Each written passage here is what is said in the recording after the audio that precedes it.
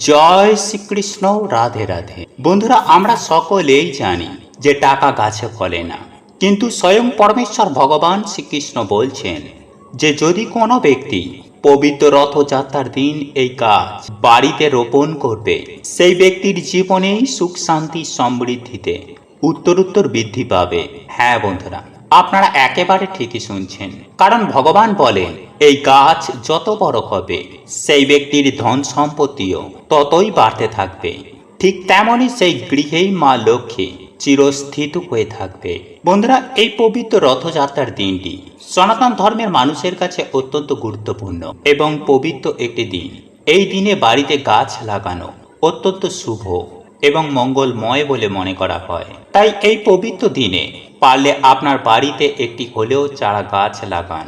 বন্ধুরা, আপনারা প্রত্যেকেই জানি যে এমন কিছু কিছু গাছ রয়েছে যা অর্থকে আকৃষ্ট করে, আর স্বয়ং মা লক্ষ্মীর প্রতীক সেই গাছগুলির মধ্য থেকে যে কোনো একটি গাছ আপনারা যদি আপনাদের বাড়ির সঠিক জায়গায় লাগাতে পারেন, তাহলে দেখবেন মা লক্ষ্মীর আশীর্বাদে আপনার পরিবার থেকে সমস্ত রকমের বাস্তু দোষ দূর হবে, পরিবারে সুখ শান্তি সমৃদ্ধি বজায় থাকবে এবং অর্থ যেখান থেকেই হোক না কেন আপনার কাছে আসবেই আসবে।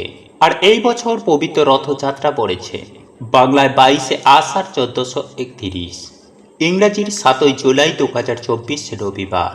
আর এই বিশেষ দিনে আপনারা এই 5টি গাছের মধ্য থেকে যে কোনো একটি গাছ আপনি আপনার বাড়িতে লাগাতে পারেন, এবং যদি সম্ভব হয় তাহলে আপনারা এই 5টি গাছই আপনারা আপনাদের বাড়িতে লাগাতে পারেন। এতে আপনারা অত্যন্ত ভালো ফল পাবেন।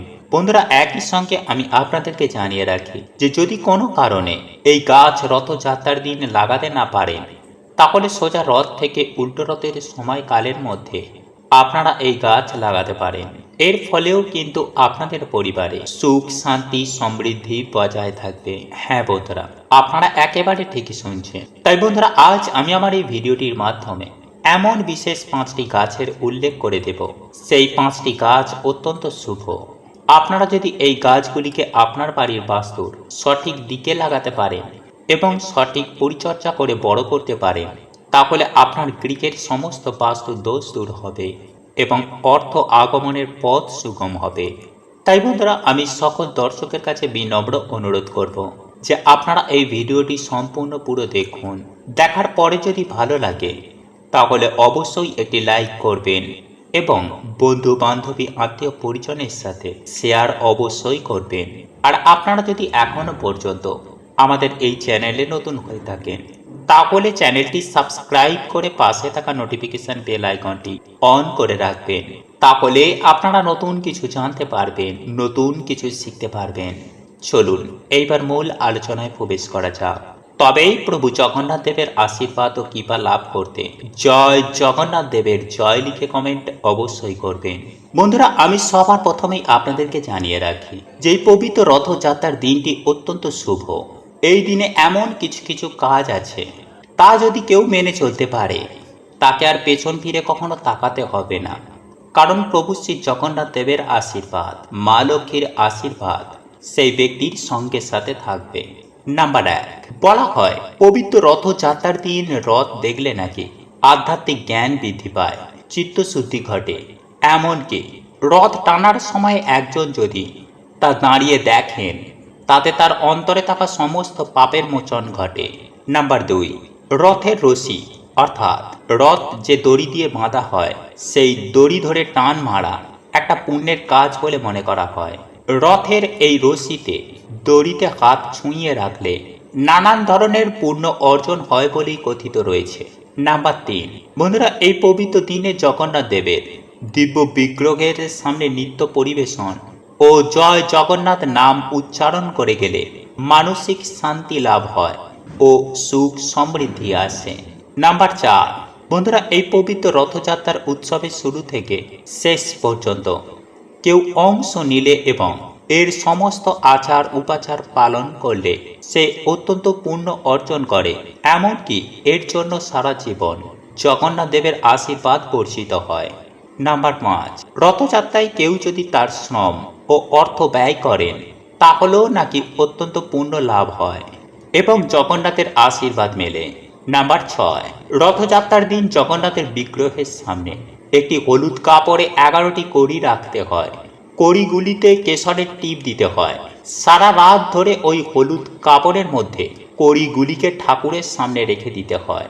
পরে হলুদ কাপড়ের মধ্যে কড়িগুলোকে বেঁধে ক্যাশ বাক্স বা যেখানে আপনারা টাকা পয়সা রাখেন সেখানে রেখে দিলে প্রচুর প্রচুর পরিমাণে আর্থিক সমৃদ্ধি ঘটে।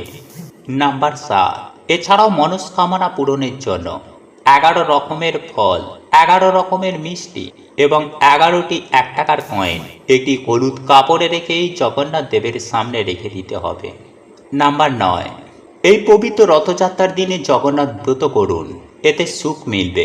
বাড়িতে নারায়ণ থাকলে বা পরমেশ্বর ভগবান শ্রীকৃষ্ণের কোনো মূর্তি বা পট থাকলে তার সামনেও এই ব্রত পালন করতে পারেন। একটি পেতলের বাটিতে একটু আতপ চাল, 2টো কাঁচা হলুদ এবং 1 টাকার একটি কয়েন দিন। এরপর এই বাটিটি প্রভু জগন্নাথ দেবের সামনে রেখে দিন। উল্টো রথের শেষ লগ্নে এই বাটিটি তুলে নিন এবং বাটিতে থাকা সমস্ত ভুজ্জি কোনো মন্দিরে বা ভিক্ষুককে দান করলে আপনার যে কোনো মনস্কামনা পূর্ণ হয়ে যাবে। নাম্বার 10, বন্ধুরা এই দিনে হতাশা, দুঃখ, কষ্ট, জ্বালা, যন্ত্রণা, রোগ ব্যাধি ও দারিদ্রতা থেকে রেহাই পেতে প্রভু শ্রী জগন্নাথ দেবের স্মরণের মতো আর কোনো আশ্রয় হয় না বলেই বিষ্ণু প্রেমের আধ্যাত্মিকবাদীরা দাবি করেন তুলসী জগন্নাথ দেবের সবচেয়ে প্রিয় জিনিস। এই দিন 108টি তুলসী পাতা দিয়ে মালা তৈরি করুন। তবে তুলসী পাতা ফুটো করে এই মালা তৈরি করবেন না, তুলসী পাতার ডগাগুলিকে বেঁধে বেঁধে বেঁধে এই মালা তৈরি করতে হবে। 108টি পাতা না থাকলে 54টি পাতা দিয়ে মালা তৈরি করতে পারেন। তৈরি মালা জগন্নাথ দেবের গলায় পরিয়ে দিতে হবে। এতে আপনার জীবনে থাকা সমস্ত প্রকারের দুঃখ, কষ্ট, জ্বালা, যন্ত্রণা, রোগ ব্যাধি, দারিদ্রতার নাশ হয়ে যাবে। বন্ধুরা, কথিত রয়েছে পবিত্র রথযাত্রার দিনে বিষ্ণু শাস্ত্র শব্দটি উচ্চারণ করলে স্বর্গে ঠাঁই মেলে। এছাড়াও এই দিন রথের সামনে মাটিতে ডন্ডি কাটলে এবং রথে মাথা ছোঁয়ালে স্বর্গ সুখ যেমন নিশ্চিত হয়, ঠিক তেমনই প্রভু শ্রী জগন্নাথ দেবের আশীর্বাদ পাওয়া যায়। ঠিক তেমনই বন্ধুরা, আমরা প্রত্যেকেই জানি যে গাছপালা প্রকৃতির বরদান। গাছ লাগানো পরিবেশের জন্য অত্যন্ত ভালো। সবুজ গাছপালা আপনার চারপাশে পজিটিভিটি এবং সৌন্দর্য যোগ করে। বন্ধুরা, বাস্তুশাস্ত্র অনুসারে বাড়ির জন্য অনেক গাছগাছালি রয়েছে যা বায়ু পরিষ্কার করে এবং আশ্চর্যজনকভাবে বাস্তুতে পজিটিভ প্রভাব বিস্তার করে। তাই বাস্তুর জন্য সেরা কিছু গাছের মধ্যে প্রথমেই আমি যে গাছটির কথা বলবো তা হলো লাকি ব্যাম্বু। বন্ধুরা, বাস্তু অনুসারে এই লাকি ব্যাম্বু আপনারা গৃহে আনুন, কারণ এটি আপনার বাড়িতে সৌভাগ্য, খ্যাতি, শান্তি ও ধন সম্পদ নিয়ে আসে। এটি আপনার বাড়ি বা অফিসে এটিকে লাগিয়ে রাখুন। এই গাছ আপনার জীবনে প্রচুর প্রচুর পরিমাণে সুখ, শান্তি, সমৃদ্ধি টেনে আনবে। বন্ধুরা, অনেকেই হয়তো ফ্ল্যাটে আছেন, হয়তো তাদের সামনে উঠোন বা বাগান কিংবা ছাদ বাগান নেই। তারাও কিন্তু বাড়িতে একটি টবের মাধ্যমে একটি ব্যাম্বু ট্রি লাগাতে পারেন। এই লাকি ব্যাম্বু গাছ আপনার বাড়ির সমস্ত রকম বাস্তু দোষ যেমন দূর করবে, ঠিক তেমনই আপনার পরিবারে সুখ শান্তিতে ভরিয়ে তুলবে।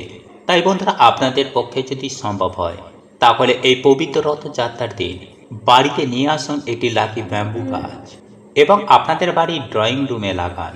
আর যদি আপনার বাড়িতে লাকি ব্যাম্বু গাছ আগে থেকেই থেকে থাকে তাহলে আপনি নিজের অফিসে বা দোকানে লাগাতে পারেন। এমনকি এই গাছটি বেডরুমে লাগানো অত্যন্ত ভালো, কারণ এই গাছটির কোনো রকম নেগেটিভিটি নেই।